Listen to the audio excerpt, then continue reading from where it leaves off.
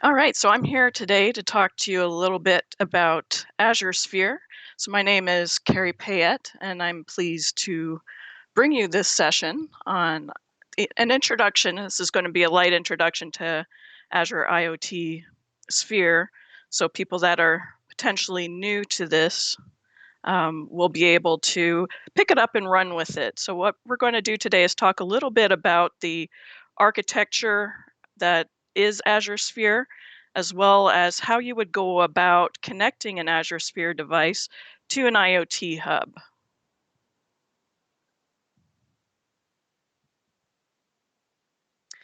So let's take a minute right now and talk briefly about IoT security, or in these cases, incidents with lack of security. So one of the first things that comes to mind is Wi-Fi enabled baby monitors. So this was one of those things that was released early on in the IoT boom, as you would call it, where we started connecting anything and everything to the internet. So many of these, especially early on, had a lot of problems. So consumers, they didn't know to change the default password on the equipment. They didn't have proper implementations. So backend traffic may not have been encrypted. Some of the websites, backend websites, weren't secured, so people could access different cameras by changing a URL on a query string. So hackers quickly took advantage of this, and they used it to creep on people as well as holler obscenities at babies and their parents. So not a good thing. So on a much larger scale, multiple large cities in the US and abroad had implemented a connected traffic light system. And this system, while the traffic lights themselves were pretty secure, what they didn't think about was the in-ground sensors that they would use. They basically had these in-ground sensors sending information up to like a data repeater with unencrypted data. So it wasn't the lights themselves, but the sensors on the ground were basically not secure. So hackers were able to kind of pick up those messages, send a bunch of messy commands, and create traffic traffic chaos. So this ended up being a very expensive fix because everything was embedded in the firmware, and the devices that they had used were not over the air update compatible. So they ended up having to dig up roads in order to issue a more secured replacement. So now in the age of everything being connected, like we have our fitness trackers, we have our light bulbs, we have smart devices. But one of the other things that we have to think about is that we're now putting kids' toys in a connected environment. So we really need to think first about securing the systems and not thinking of using them like security as an afterthought. So development organizations don't necessarily have all the skills required to secure an IoT system. I know I myself am not a security expert by any means. I know enough, but I would definitely, consult with other people when it comes to developing a security architecture. So because this IoT boom is relatively new, experts, even experts like security experts, are scrambling to keep up on top of new and emerging attack vectors as soon as they arise. So Azure Sphere has been developed to take much of that security pressure for off the shoulders of development teams and the product manufacturers. It provides that security architecture out of the box. So what's important to note here is that Azure Sphere is more than just a simple device. It's an entire ecosystem. So Microsoft developed Azure Sphere based on decades of connected IoT hardware and software and cloud services. So what I'm trying to get at here is, in a nutshell, Azure Sphere brings us a truly secured end-to-end turnkey IoT solution. And one of the fun facts I'd like to share with you is that many of the design considerations for Azure Sphere comes from the Xbox line of connected devices. So I thought that was pretty cool. So there's three main components to Azure Sphere. The first being the hardware. So Microsoft will only certify MCUs that adhere to a strict security model. So we're going to cover this in a little bit more detail in just a moment. The second aspect of Azure Sphere is the Azure Sphere OS. Now, this is a greatly pared down version of Linux. So it's been carefully produced, like it's a custom kernel that's been pared down to reduce the threat surface of the device itself. So this means that yes, it is Linux based, but you're not going to be accessing or interacting with this OS directly. Well, for one, there is no shell. And the kernel itself does run in a supervisor mode and is responsible for all the onboard drivers for things like Wi-Fi, the UART, SPI, I2C, GPIO, and so forth.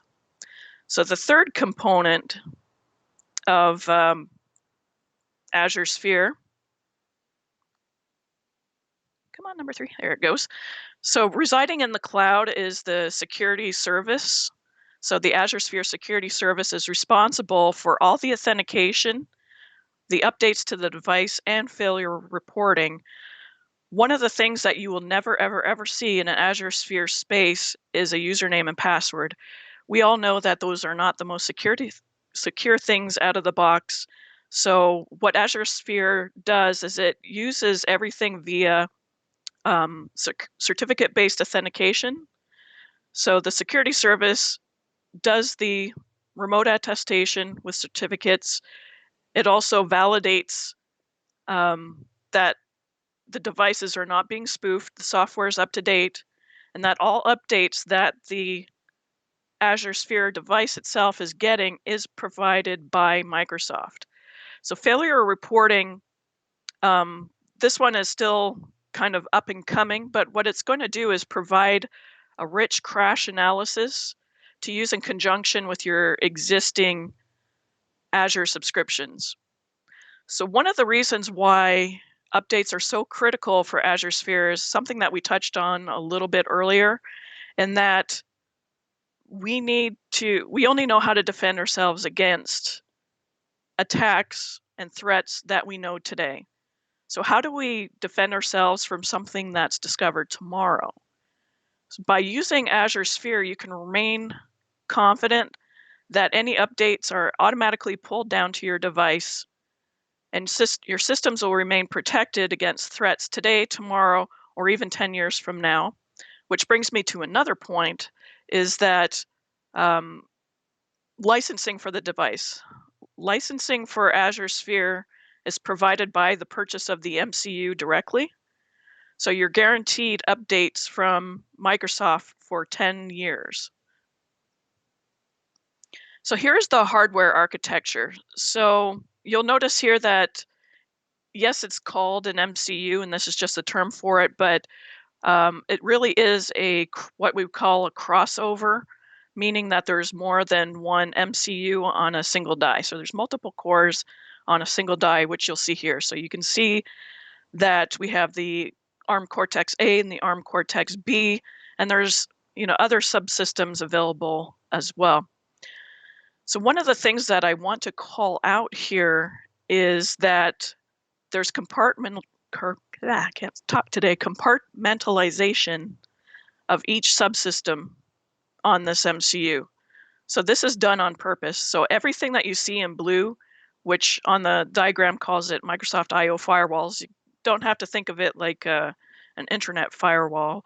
But what it does is it creates a boundary between each of these subsystems, and each component themselves treats the others as if they've been compromised and are unsafe. So Microsoft Pluton is the root of trust. This is the subsystem that provides hardware-based security. So Microsoft Pluton provides like the cryptography, the secured boot, the measured boot to support remote attestation, as well as determining tampering countermeasures in case that the device has been compromised. The ARM Cortex-A, which is sitting down in the lower left corner here, it's responsible for actually running the operating system, as well as any high-level applications that you would develop. So the ARM Cortex-M is responsible for real-time processing, so the real-time OS, and it can communicate back to high-level applications, but it also maps peripherals, and it does not have any access to the internet directly. So the Azure Sphere team has defined 7 properties of a highly secured device. The first one is that it must have a hardware-based root of trust. So what we're talking about here is essentially the Pluton system. It is hardware-based. It's not sitting on software that can be tampered with, and it's important because it provides ways of mitigating forgery and spoofing. It also needs a small trusted computing base. Again, back to Pluton, it's only Pluton and its security monitor that runs in the computing base. Everything else is treated as unsafe. Defense in depth. So there's multiple layers of security, meaning that at each point and communication between subsystems, there's different mitigation points, different security measures in place, so threats can be mitigated before they propagate too much. Compartmentalization, we touched on this as well. We have the compartmentalization, like even if it's like a very good, happy place right now where nothing is compromised, each of those compartments, those little boxes on that previous diagram, still treats each other as if they are compromised. So what the compartmentalization does is it makes sure that if something goes wrong, it doesn't propagate through the systems. Certificate-based authentication, again, no username and passwords. The Pluton system validates it with a unforgeable cryptographic key. And every software element and cloud communication has to be signed back and forth with these keys in order to remain valid and not be rejected. Renewable security, we talked about the security service that would provide timely updates without intervention from a manufacturer or end users. So what this means is, like in the case of those in-road sensors, you wouldn't have to go out and dig up each of those devices to add an update, a security update to the OS or to the actual device itself. The Azure Sphere is completely implemented with over-the-air updates, and it's done in a timely manner. So if there is a large security breach that's been discovered, Azure Sphere and Microsoft will update that, and it'll automatically be downloaded by your devices, and you don't have to worry about digging up any roads, for instance. And failure reporting, the Sphere will automatically report operational data and failures, and so you can react to this and perform updates and service the device remotely.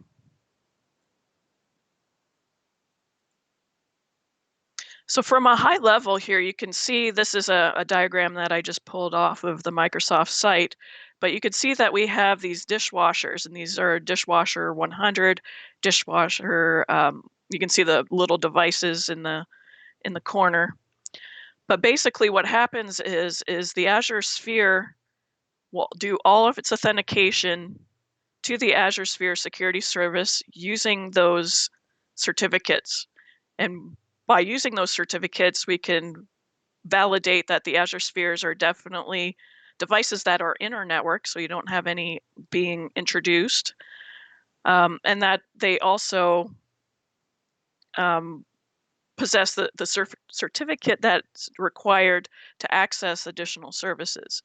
So you can see here the Azure Sphere Security Service does that attestation for you, and it also provides any of the updates to the OS and through the security services.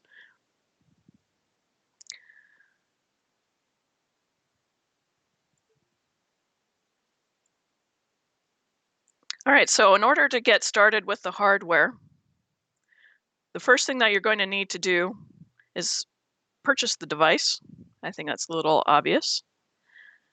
The second thing we're going to need is to download and install the Azure Sphere SDK. The third thing that we're going to need is to connect the device to your computer, open the Azure Sphere command line tool and claim the device. And lastly, you can use prepare the device for debugging, which I'll show you how to do here in a moment. And we will also use Visual Studio project templates to create a C-based Azure Sphere application and deploy and debug as a normal application in Visual Studio. All right, so I guess we're all set and ready to see some devices.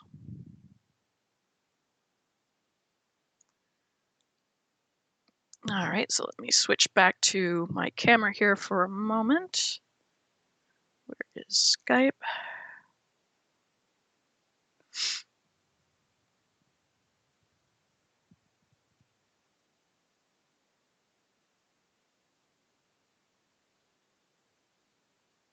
All right, I'm hoping you can see me again.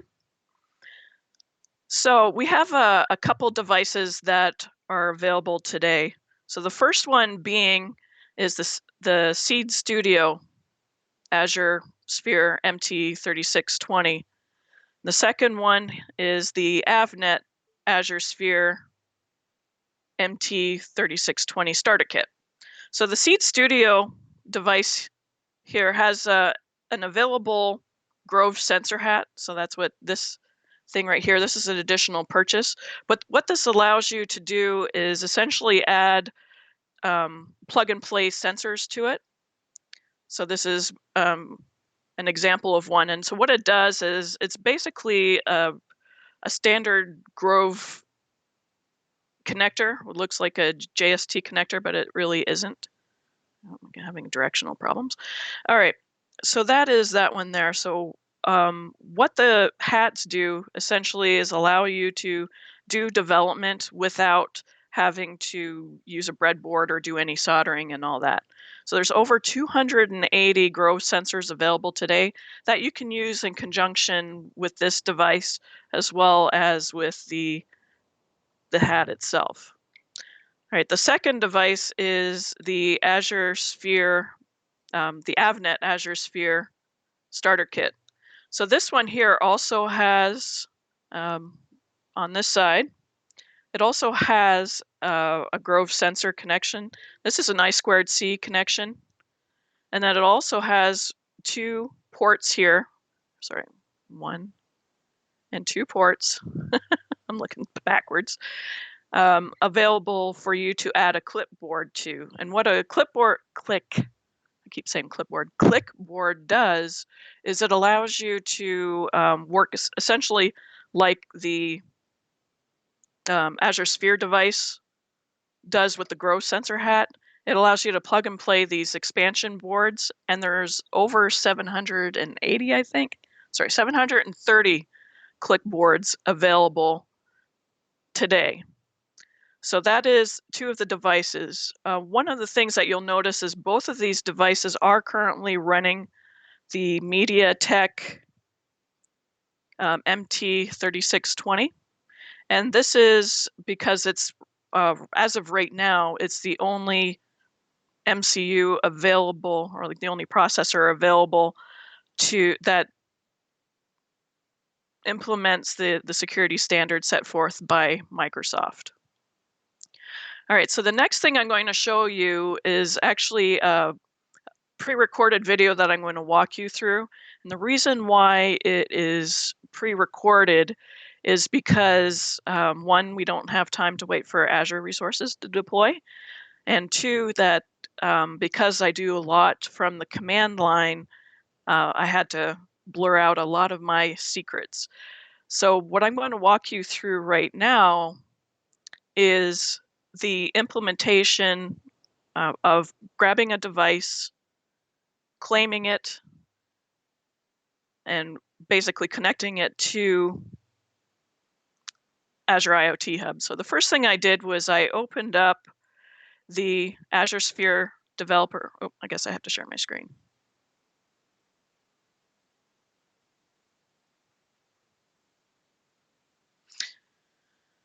All right, there we go. All right, so the first thing that I did here, I'll just move it back here for a second. You'll see that I'm opening the Azure Sphere developer command prompt window. And what I'm going to do now is log in to my Azure Sphere, and I'm going to log in with my Microsoft account, and this is my business account. So you either have to have a business or a school account, so a work or school account. And you can see that I already have an Azure Sphere tenant. Now this tenant I had already created, and it's recommended that you only have one Azure Sphere tenant per organization. So I had been using Azure Sphere previously, so I've already created my tenant, but basically it would be Azure Sphere create tenant dash name, and you would give it the name, and it would essentially create that tenant on your Active Directory for your business. So the next thing I'm going to do, and I do have my Azure Sphere connected to my machine through a USB cable. So the Azure Sphere developer command prompt will automatically pick up that device that is connected. So what I'm saying here is this was my brand new AvNet. So I just recently procured the AvNet device, and I'm going to go through the process here on video of how I went about claiming that device. So because I said Azure Sphere device claim, it's automatically going to pick up that device that is connected to my machine. And you'll see that it's claiming the device. And it says here that it successfully claimed it, and it moved it into my Trillium Sphere AD tenant with like a GUID ID. So anytime you see these blurds, like this is just a long string that looks like a GUID. It's basically a series of numbers and characters. And this one right here is a GUID. Azure Sphere device Wi-Fi. So what this is going to do is I'm adding connectivity to the device itself. So I'm adding it to my Wi-Fi here.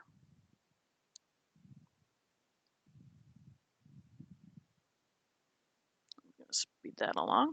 And you can see that the ad network succeeded. Now the CLI tools for the Azure Sphere provide you with a bunch of commands. So usually it's Azure Sphere device, Azure Sphere tenant. So whatever you're working with, there's a bunch of different commands that you can use.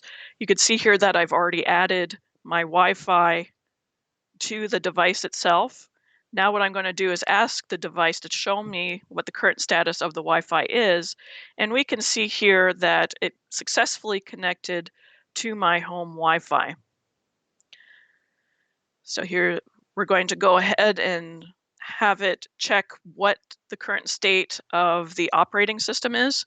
You can see here that it says my device is running an older version of the OS. It will automatically connect to the Wi-Fi and pull the over-the-air updates and update the device. In my case, I didn't have the patience for that. So I went ahead and I reset the device and pulled it down that way.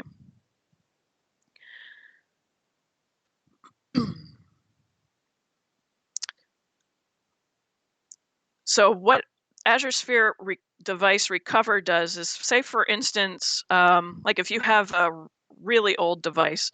So if you bought your device early on in the betas for Azure Sphere, chances are that over-the-air updates are not going to be an option for you. So what I'm doing here is showing you how you would go about grabbing that old device, and it doesn't matter if it's already been claimed, but basically connect it to your machine and perform a device recovery. So here's the Azure Device Recover, and this is sped through. So this is not that fast, but basically what it does is it erases the flash, pulls down a bunch of images for the OS, and reboots the device. So you can see here that the device was recovered successfully. And then if I ran the OTA, like the show OTA status again, it would show that I am running version 19.07 of the device. So now let's talk a little bit about adding Azure Sphere infrastructure onto Azure. So, okay, the Azure Sphere device, it's fine and dandy, but we need to connect it to Azure in order to perform like analytics or provider, give our data to something so we can view it. So what good is the device if you can't do anything with the data? So what I'm doing here is I've already created just a resource group called Azure Sphere Orientation. And what I'm going to do is add an IoT hub. And I'm just going to go through that a little quickly. So I created just a standard one because I already have a free one on my Azure subscription. So I just created a hub called Trillium Sphere Hub, and it'll go ahead and create that. And then the next thing that we need to do is create an IoT hub device provisioning service. And basically what this does is it allows you to essentially assign enrollment groups based on a certificate that's trusted to auto-provision devices that hold that certificate. So we're going to create Trillium Sphere Provisioning Service, and you can see that they're there. Then I went and clicked into my provisioned Trillium Sphere Provisioning Service, and I link my IoT hub. So I'm going to say add, then I'm going to select the Trillium Sphere hub and select my IoT hub owner policy. So basically what we did here was we created the hub, we created the provisioning service, and then we linked the IoT hub that we created to our provisioning service. So the next thing that we need to do is to basically define the certificate that we're going to be using for attestation. So we're going to go and use our command line again and say Azure Sphere Tenant download CA certificate, and we can output the certificate to our hard drive. Once we have that certificate, we can move ahead and add that into our provisioning service. So you'll see that we'll go down to certificates and we'll add, and we can give it any name that we want and select the certificate that we just generated from the command line tool. And we'll say open and save it. So now you can see that we have the Trillium Sphere certificate added, but the status is unverified. And what we need to do now is verify the device so we can prove that, in fact, we are who we say we are. And the way to do that is through generating a verification code. So you can see the verification code here. I'll click that button, and then I'll copy that value into my clipboard and then ask the tenant to download the validation certificate based on that verification code. So again, we're going to be outputting this certificate to our hard drive. Speed up that. So you can see we're giving it the output, and then we're giving it the verification code. So what's telling Azure that I am who I said I am is because I can generate this code in Azure and then respond to it from my local machine. So we saved the certificate, and now we have to go back and actually validate it. So what I did here was I clicked on this folder icon here. So we have the validate verification file. So I selected that verification, and then we'll refresh it, and then it's verified. Now what I did was I created an enrollment group, and again, this is part of the Trillium Sphere provisioning service will manage enrollments. In order to get devices to automatically join the group based on that certificate, we need to have an enrollment group that uses that certificate that we just created. And then we can save that. Now, in order to run the device, we'll have to prep the debug. And there's also prep device field. But for right now, in order to do development, you need to do Azure AZ Sphere device prep debug, and it'll download the application development configuration and disable over-the-air updates. And the reason for that is you don't want it to be updating software when you're developing. So you can see that the device capability has been added. So now, if I come back to... Hey, Carrie, just a heads up, we're right past time. Okay, I'll finish up. Yeah, I'll no wrap problem. up. Thank you. All right. So let me go ahead and...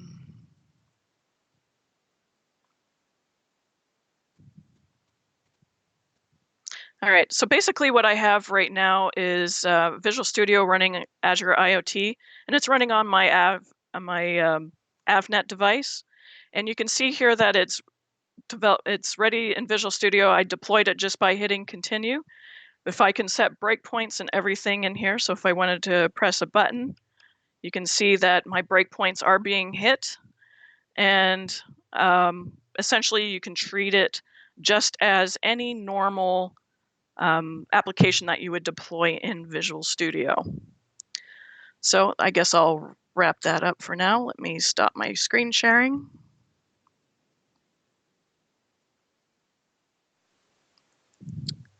Okay. Can you hear us okay? Uh-oh. We're running into Skype issues again. So everybody, thank you so much for taking the time. We'll see if Carrie comes back here in a second. Thank you for all the questions. I know she's on Twitch, so I'll have her join the chat room so she can ask those questions. What do you think of my cool HoloLens device here that I found just kind of laying around? They're all over the campus. Well, until you start pinching in the air, I'm not going to believe it's working. Just do it like this. I can do that. That's awesome. All right. Yeah, I think we lost Carrie with Skype here. So anyway, we're going to get Veronica up and going with ML and chatbots. So we will be doing the slide, the holding here, and we'll be right back.